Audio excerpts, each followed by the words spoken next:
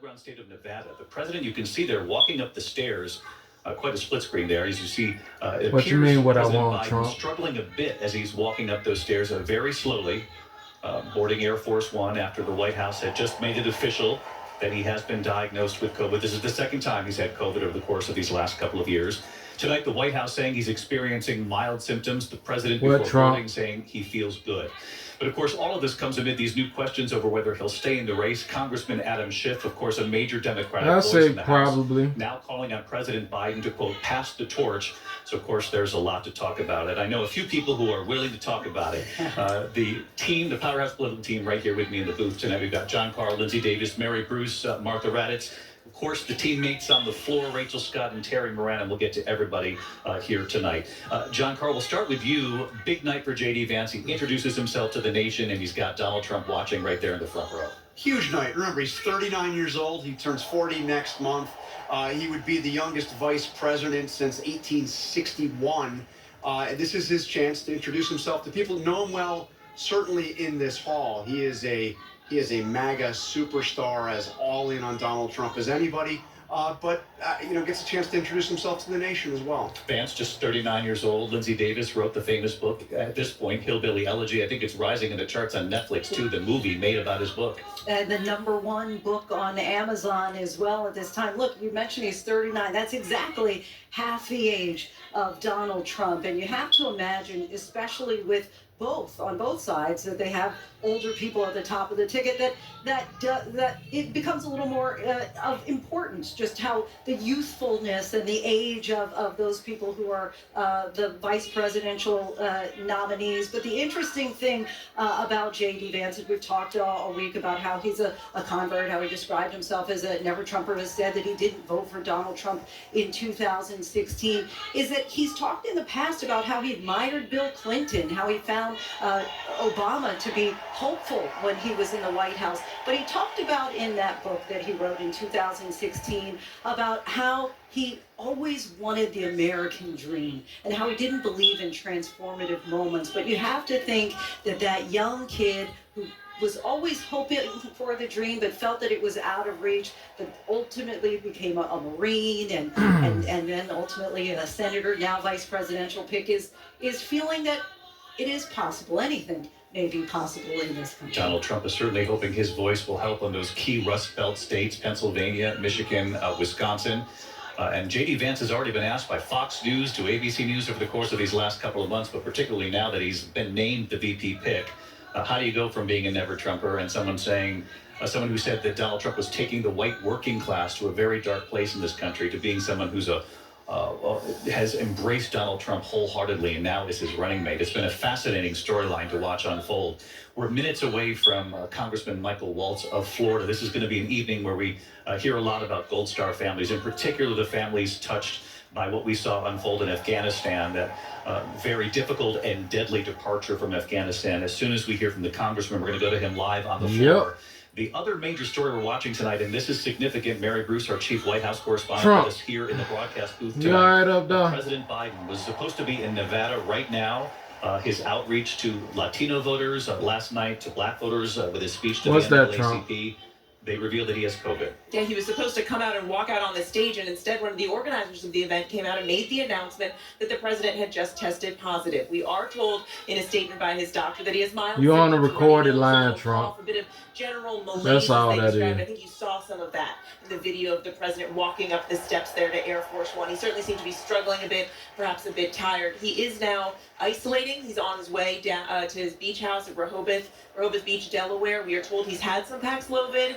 Of course, he has been boosted. He has been vaccinated. But David, this could not have come at a more critical and controversial time in his campaign. Mary, he said when he got out of the car there, the motorcade, that I feel good. He gave a thumbs up to the crowd assembled there. But then the walk up the stairs was quite telling. Listen, many of us here in this broadcast booth have been through COVID before. We know what those first 24 hours can be like. We wish him well and a speedy recovery, but it comes amid growing questions about whether or not President Biden will be atop the ticket come this fall. And it's not just that the chorus of Democrats now calling for him to exit the race is growing, but it's which Democrats. For the United States of America. Senior Democrat calling for him to step down. Adam Schiff, who of course is running for Senate in California. He's a friend of Joe Biden's. He, of course, is a close ally of former House Speaker Nancy Pelosi, and he came out and said it is time for him to pass the torch given what is at stake, and urging him really to do it now to preserve his legacy, saying that if he really wants to defeat Donald Trump, the best way for him to do that really is for Joe Biden to step down. We are also, What's up, Trump? has been reporting, seeing signs that support from top Democratic leaders like Chuck Schumer and Hakeem Jeffries are starting to crumble. There is a sense that the walls are closing in a bit here more. But ultimately, as we have been saying for a couple weeks now, this decision I really is don't going to know come what you down got. to Joe Biden. Mary Bruce with us here in the broadcast booth as well. Mary, thank you. Let's go down to the floor. This is Kimberly Guilfoyle, the fiance of Don Jr. She's wrapping up. Let's listen for a moment. Liberty and freedom and the American dream. This is our last chance to make America great again. God bless you. God bless President Trump. And may God... Get your ass off the stage.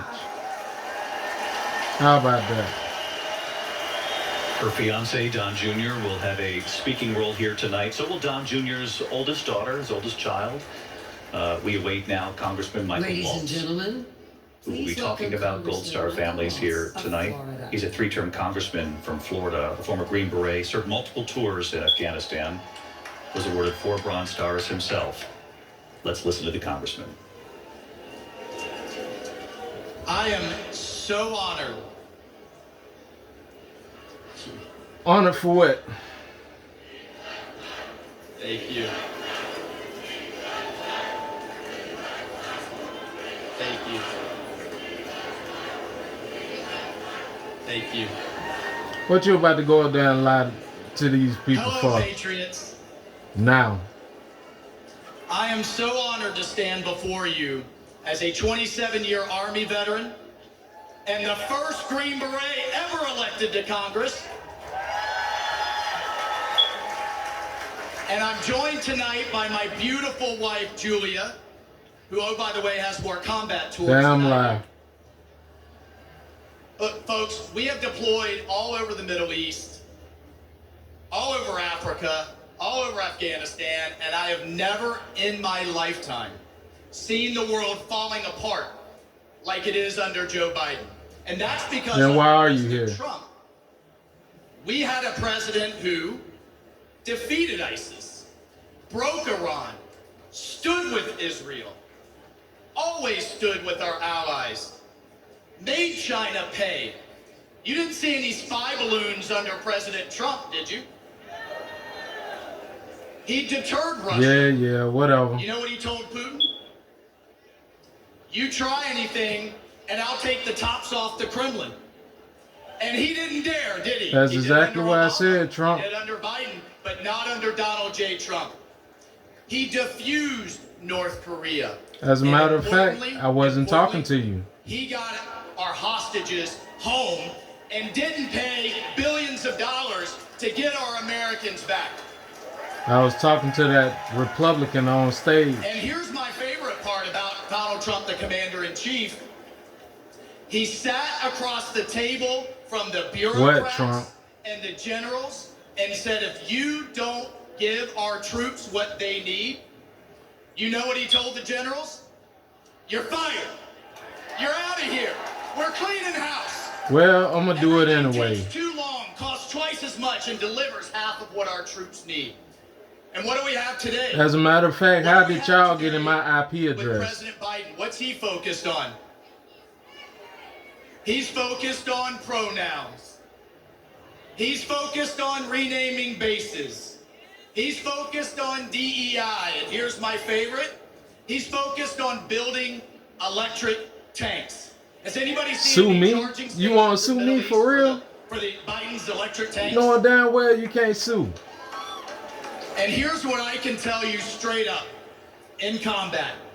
But I can. Our enemy's bullets, listen to me folks, our enemy's bullets could give a damn about black, white, or brown, or about religion, or about gender, or about anything else. Fuck who? The only colors that matter in the foxhole are the red, white, and blue, baby. That's the only thing that matters. That's the only thing our military should care about. And that's the only thing our fellow soldiers care about. And that's the only thing President Trump. You don't care nothing Cares about about. America. Now I want to seriously, I want to tell you a story about the All right, man, the then. leader, the commander-in-chief, that is Donald J. Trump. Quit up there trying to rally to the people We all remember Biden's when y'all ain't doing nothing but disgraceful sacrificing. withdrawal from Afghanistan. The debacle and the stain on our national conscience that was. The 13 Gold Star families have to relive it every day. I actually ain't The thinking ones that nothing. lost their sons and daughters that disgraceful day. Biden won't even take their calls. But I did thought about He calls something. it an outstanding success. He won't even take a meeting with him while Like I call why? President Trump. We talked about it, and he said, Michael, I would love to meet them. Get him up here. Get him up here to Bedminster. What you looking for? Folks, he was scheduled. My hear me on AI? this. He was scheduled to spend an hour with them. You know how long he spent? He spent One in the 6 corner over hours there. with him. He met Short? each one. He listened. He cared. One of the moms You looking for kinda this? leaned over to me and she said, do you think he'll sign a picture of my son? Know what you looking for? I said, oh, hell yeah, he will. Please ask. He would be happy to. And he spent hours more. And if that wasn't enough, he then has him up to dinner. And at the start of the dinner, he You wonder promised where the them rest this. of them at, huh? When he gets back in the White House, he will release all the tapes, all the videos, all the records, all the emails, and give these families the accountability What, and Trump? the transparency that they deserve and that they will never get from Joe Biden.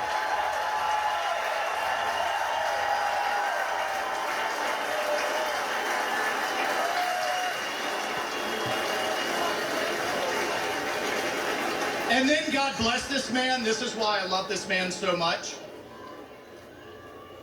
He had them laughing. He had these moms that have been through so much crying. He had them, I love this, we saw DJ Trump in action. Why you worrying playing about my Sinatra, babies? Playing Phantom of the Opera. He had these moms dancing with their husbands.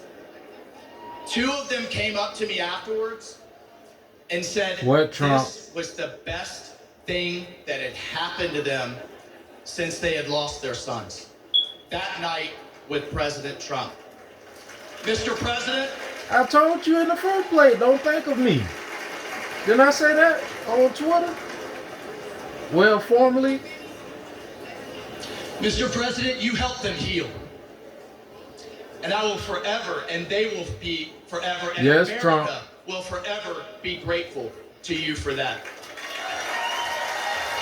don't forget, you called me. I didn't call you. Patriots, that's the Donald Trump that I've come to know. That's the Donald Trump and the commander-in-chief we all know. That's the Donald Trump that You been know I was still wants connected. you to see.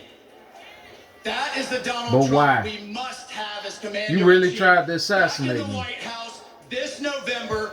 We need it. The country needs it. The world needs it, because we will once again have peace through America's strength. God bless you. I salute you. You still gonna assassinate me? Fight, fight, and let's win. I bet that damn right. Congressman Michael Waltz of Florida, who served multiple tours in Afghanistan himself. Martha, this is going to be a big evening for the families who lost loved ones during that departure from Afghanistan, the very deadly pullout. The deadly pullout, the chaos. Now, how you actually feel about the America itself? Service members. I spoke to them last year on the 2-year anniversary of their death. Even then, they were talking about how they were treated by Joe Biden at Dover. They were very unhappy by about that meeting. They said that they felt that the president was disrespectful, that he didn't know some of their loved ones' names. And in fact, David, last year they didn't seem to politicize it. They were That's exactly what I did Obviously, ask. these families are grieving. People want to lash out themselves, like, why did my child die, or why did my spouse die? But they seem Like, very what actually goes on through your mind? about the reception at Dover when the remains returned. that they just You see felt millions of people around you We know on that day, trying to 13 support American you. service members lost their lives. Even I tried to support you. It was a departure. The wheels began under the Trump administration, late in the Trump administration. That's what President Biden often says. But there is some What's up, vulnerability Trump? here on the way to Pentagon under the Biden administration, and this president handled it. It's a truly vulnerable part of President Biden's legacy, because that just, you cannot say anything else, that it was chaotic and it was deadly. It is debatable, and people should What's up, debate Trump? whether they wanted to get out of Afghanistan. Former President Trump did start that ball rolling, saying he wanted all troops. But the difference was, we don't know how that withdrawal would have been under President Trump, but we know how it ended with President Biden, and the suicide You bomber did it took all the for lives of this. those service members are part of that legacy. This all you wanted? We're going to be hearing from the Gold Star families here tonight. We are fully aware that President Biden was supposed to be in Nevada continuing his outreach to what the Biden campaign believes are two key constituencies, Black voters and Latino voters in this country. I couldn't tell you exactly how Gallaudet feel right now. It's best for me to let them tell everyone how they feel. At this Republican convention, they too would say they're reaching out. They want unity. They're trying to bring everyone into the tent. But two very different approaches between these two campaigns. And perhaps you can talk about the nuance that's involved in talking to these constituencies instead as sort of a group, one group, or as a minority group, because they make up significant numbers when it comes to voters who head to the polls in November. Definitely, African Americans, David, and Latinos are they're two different communities. You know, for starters, Latinos are almost 20% of the population. It's the largest minority in the country, and African Americans are 13% of the population. And they're both very diverse. You know, You probably Latinos can't see them. all colors. You know, But yeah, they there. politically, And they both really got traditionally questions for you. Democrats. And they are both very concerned Like, about the why did you economy, kill how President they Biden's feel family? that they have been left behind. Now, President Trump did make some gains among both groups in 2020. More so with Latinos, 32% of them voted for I him. ain't tried But that's a to. record It number happened. eligible to vote this year. You tried to kill 36.2 me too. million. That's 4 million more than in 2020, and the majority are very young. And they have significant in all of the battlegrounds. It's not just the traditionals that you would think. And I think that explains the efforts by both parties. The efforts that they're making to win them over. What, Because Trump? they don't really need to win the majority of either the Black vote or the Latino vote, but just chipping away at Biden's advantage could really tip the scale for them. You know, I don't know how much they're helping their cause continue. Is it to continue to actually spread worth it so much now? disinformation on the number of immigrants coming into the country, linking them to crime and drugs. Now, it's not true that 10 million immigrants have come into the country. Having that illegally. much political There have been power. 10 million encounters at the border, including repeat offenders. There's about 2.5 million asylum seekers that have come in, and they have the legal right to request asylum. Yet we have heard speaker after speaker in this convention just demonize the Latino community, demonize immigrants. Maria Elena Salinas contributing here to our coverage as well. Are Maria, you right? thank you as we await these Gold Star families here at the convention center in Milwaukee. In fact, you heard Congressman Waltz here because you've heard this theme through a number of speeches here. He said it doesn't matter when you're overseas in combat, whether you're black, white, or brown. What, Trump? All that matters is the red, white, and blue. And John Carl, when it comes to Afghanistan, Martha was saying it, this is likely the biggest vulnerability on the foreign policy front for President Biden. Yeah, in fact, you can actually see it, David, if you look at Biden's approval rating over the course of the 3.5 years of his presidency. It really started to dip Who into said you negative was playing? territory after August of 2021, after that. Why you think I botched take you withdrawal. so And freaking the serious? the images especially of the American C-130 going down the runway in Afghanistan with so many people running to try to get on board or try to catch up with it. The disaster is something that Republicans have been using. And you still over and over want my again to AI. portray Joe Biden's foreign Who you gonna policy. sell I think this it to? is important. I mean, it was a disaster. It was a bot. No matter how you look at it. You ever thought about that? It was a botched withdrawal. Who you gonna sell it Donald to? Trump actually signed an executive order in November of 2020 asking for or demanding the withdrawal of As a all matter of American fact, troops out of Afghanistan by how you think you was gonna get away with anything? Far quicker than what President Biden ultimately did. That would have been, who knows, but would have been chaotic to say the least. Look, Afghanistan. No, was a you decisive never should have moment in did none of for the it. Biden presidency. John, thank you. Gold Star family is now taking the stage. Alicia and Herman Lopez, parents of Marine Corporal Hunter Lopez, who was killed in Afghanistan. And we're going to hear them talk about their son. Let's listen. Everything cool as long as they don't start with me. Please I won't welcome to start the with them. stage the Gold Star families of our fallen heroes.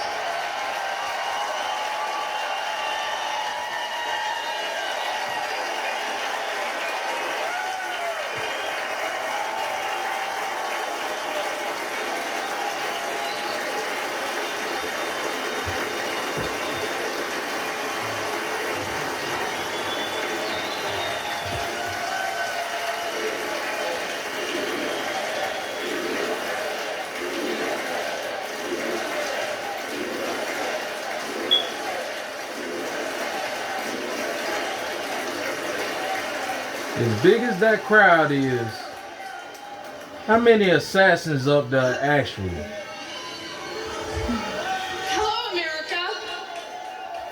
I'm With that Christy earpiece in their Shamblin. ear. My daughter-in-law, Sergeant Nicole Leanne G.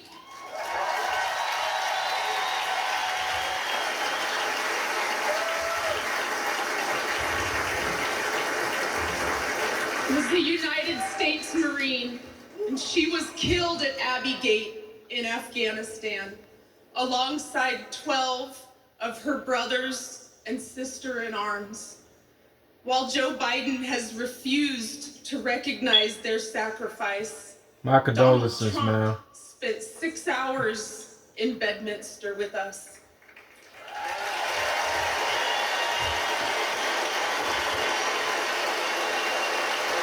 Damn right, my condolences. You wanted to be He toward allowed you? us to grieve.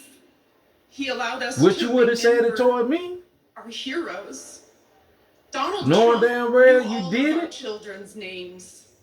He knew their stories. Now you see and how he I feel. spoke to us in a way that made us feel understood, like he knew our kids. He carried, Donald Trump carried I don't the trust weight no one. for a few hours with me. Why you think I am the way I am? Yeah.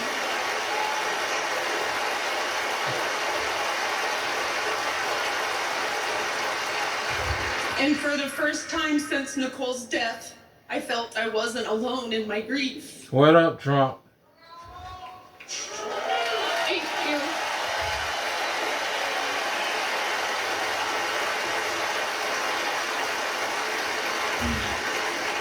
I had expected to meet an arrogant politician. You talking about Instead, being I met a recorded? man who had empathy for us. He was compassionate, and he spent time Ain't with nothing but us that. because he knew it Like would the make us Pentagon feel just said. better.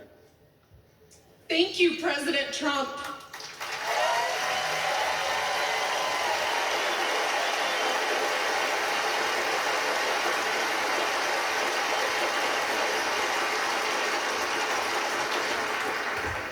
I'm Cheryl Jules, Nicole's aunt. Joe Biden said the withdrawal from Afghanistan was an extraordinary success. You want to know what's going on, madam? An extraordinary success. Trump put out an assassination Look at our hit toward faces. me, tried to steal Look my at our AI, pain and our and tried heartbreak. And look at our rage. to, well, let's just say That he was hacked not into an my whole extraordinary system. success. The humiliation So, of our nation was now, not an extraordinary success. I am able to communicate through live TV as what's going on in the RNC. Joe Biden may have forgotten that our children died, but we have not forgotten. Donald Trump has not forgotten.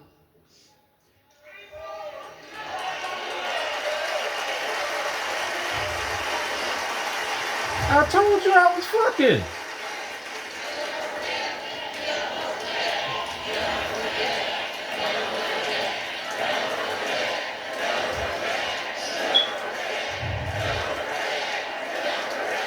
Y'all got me in this shithole. So what else could you Joe expect? Biden owes the men and women that served in Afghanistan And you a debt of still don't gratitude give a damn. and an apology.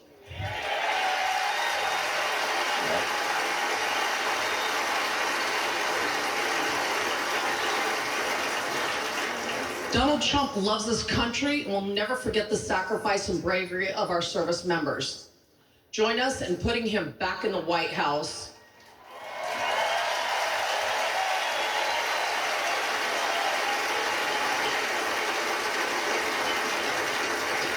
My name is Willie Antoine Brown.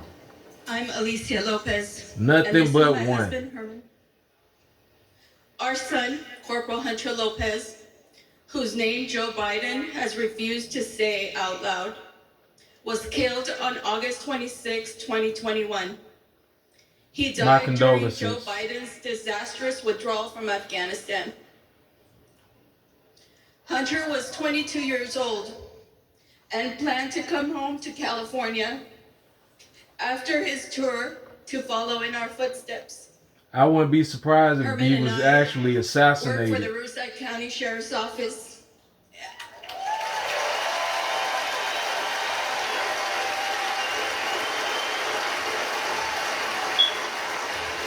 You want to know why? And our I say that family has a tradition because of they was service coming in after law Hunter enforcement.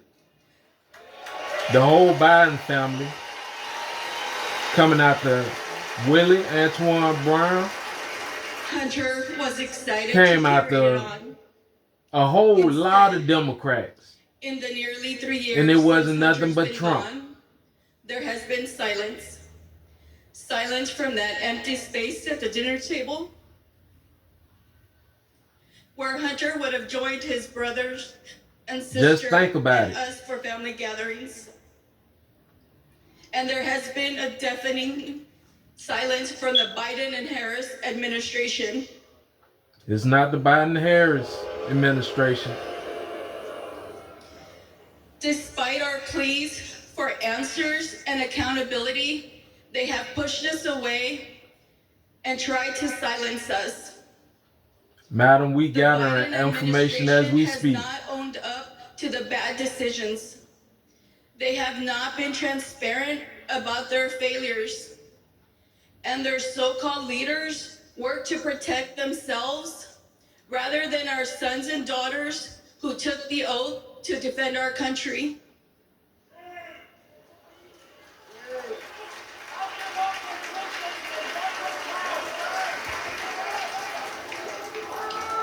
Thank you.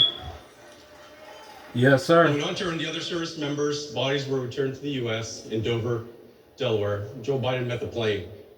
But he made the occasion more about his son, lost to cancer, than our sons and daughters, lost on his watch. Worse than that, he has never said their names out loud. And during last month's debate, he claimed no service members have died during his administration. You dealing with a real rude crowd over there. None. That hurt us all deeply. So Alicia and I are here to say the names of all 13 service members who lost their lives.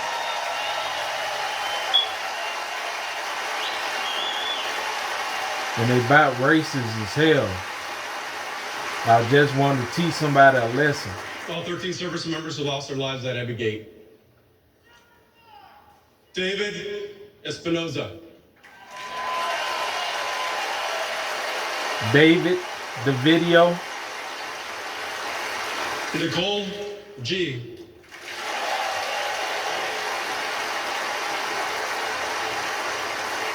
Taylor Hoover.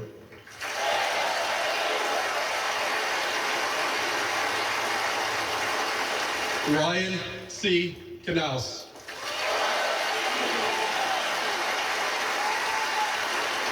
Riley McCollum.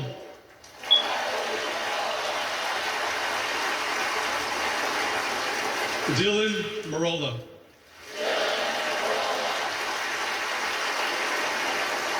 Kareem I told Nagui. you to fire everybody, Trump.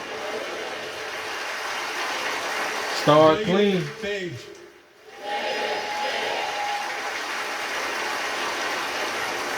Johanny Picardo.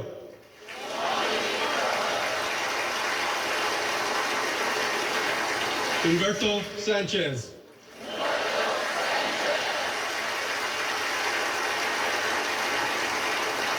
Jared Schmitz.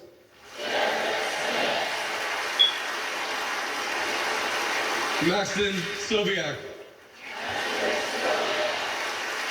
It actually be the last name. Hunter Lopez.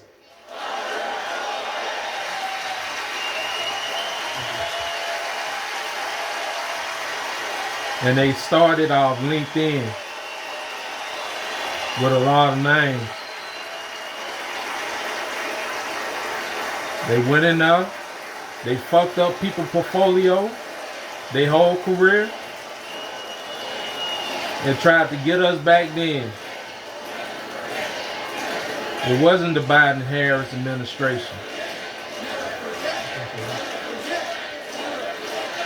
nor the Obama administration. Joe Biden has to go. He failed the American people. He failed the Afghan people. I got one and question our though, military service sir. members. He failed our family, and he failed Hunter. Are they actually Donald Trump paying has a y'all? good record of keeping the peace and honoring those in uniform.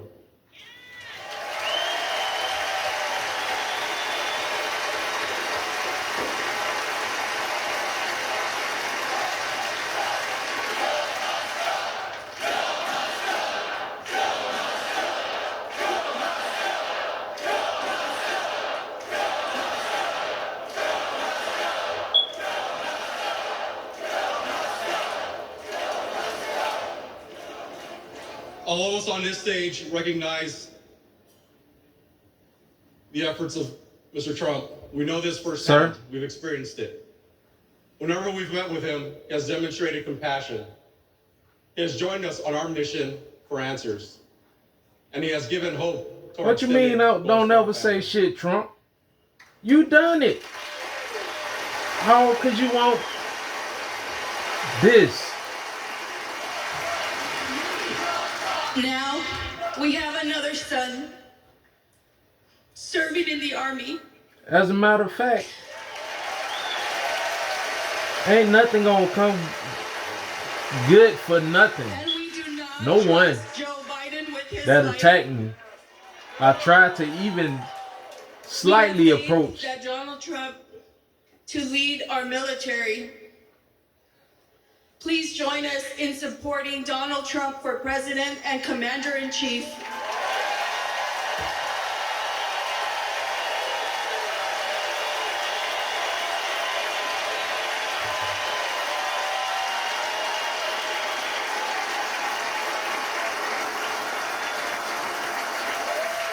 Yeah, Trump. Donald Trump mouthing the words "thank you" and "so beautiful." After What's up, Mark? the very moving words from the families, Rubio. these Gold Star families who lost loved ones on August 26, 2021. 13 American military members were killed. And Martha, Yeah, we know that, just take Trump. note the fact that these are not, polished speakers. They're not trained in this, but they have formed a bond. And through the strength of this bond, these We knew families this have built about 4 together. years How ago, they were Trump. able to stand there in front of the American people tonight, no matter where you are on the political spectrum, share their grief in a very moving way. And that is because the pain is in their heart and will never, ever. Now you see why I say They were speaking from I the heart. said When yesterday I spoke that to many of them and gathered even I them, can't they stop the were law all from over getting the you. country, and they had very different stories, but they needed that bond together, and clearly they feel they have found that in former President Trump as well. I think that day at Dover really did change all of them. I know that Nicole G's husband, Nicole G is that young Marine officer officer who on her Instagram posted a few days before she was holding an Afghan baby, and it said, "I love my job." That's the young woman whose life was lost. And when her husband wanted his mother to go to Dover, out of respect for President Biden, he wanted her to be there. And that is why she went. And she just felt dismissed. I mean, you heard all of them. They felt dismissed. He did. He mixed up some names between the Lopez family, Hernandez family, that didn't remember a name. And that hurts. And they were looking not only for the bond of each other, for the remembrance of their loved one, but someone I'm still like here, Trump. former President Trump saw them in the state they were in and said, I'll take you in. Arthur, thank you. Terry Moran on the floor with just a few seconds here before this performance. Powerful from those families. David, I'm not sure I've ever experienced anything like that at a convention. The connection between this crowd and those family members of the fallen was just absolutely extraordinary. The emotions, the call and response that the crowd started spontaneously. Never forget reciting and repeating the names as they were read out. I know, right? It wasn't just the compassion and the sorrow that linked the crowd and those speakers. It was the anger. I've been out here this afternoon talking to veterans, Vietnam-era veterans, Iraq and Afghanistan veterans, about the campaign in general. And without being prompted, they bring up Afghanistan and the sense of shame and anger that they felt for the country and in this campaign. Terry Moran on the floor. You could hear behind Terry, the country star. We're going to a commercial young break. musician based in Nashville, Brian Kelly, singing American Spirit. Let's listen.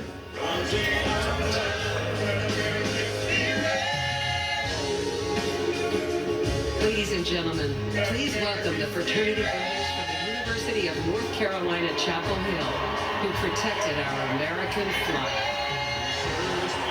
That was part one.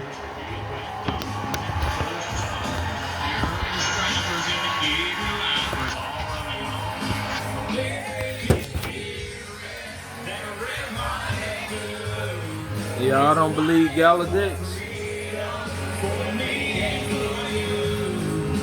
I put them inside there.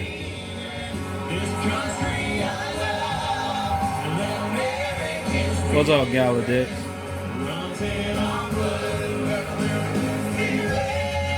I know, right?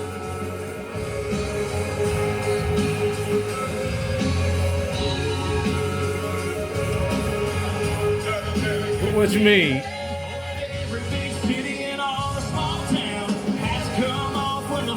All right. You can't